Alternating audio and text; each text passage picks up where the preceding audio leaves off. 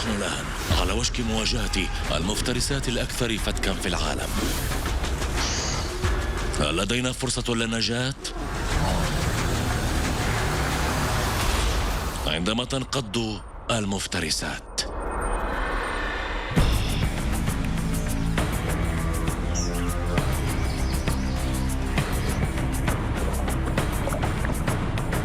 تلك الزواحف الخارقة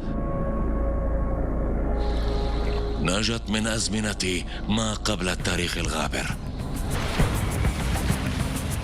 قبل 200 مليون عام مضت انتشرت فصيلة التماسيح في البر والبحر، وشكلت خطرا حتى على الديناصور تيركس.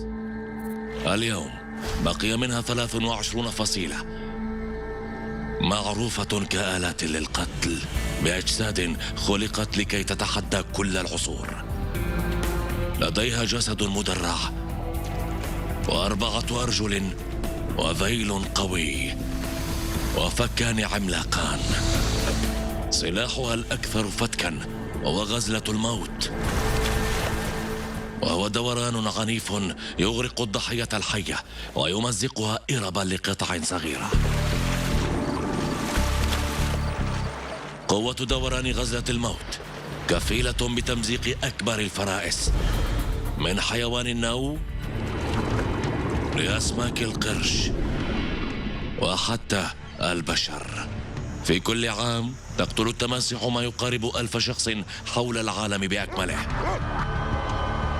ومع تزايد تواجد الإنسان وتعديه المستمر على مناطقها، فإن تلك المفترسات تحاول رد العدوان.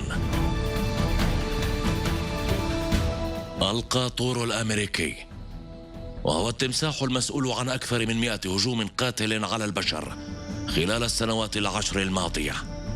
بالرغم من طولها البالغ 4 أمتار ووزنها البالغ نصف طن، ما زالت التماسيح تنجح في التسلل من دون أن تكتشف، وهي سباحة ماهرة تستعمل ذيولها القوية للدفع وأقدامها المكثفة للتوجيه.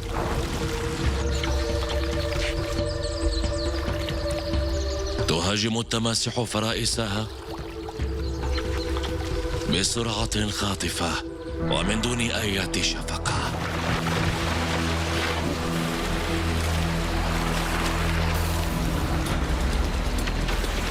تغرق الضحية ثم تمزقها لأشلاء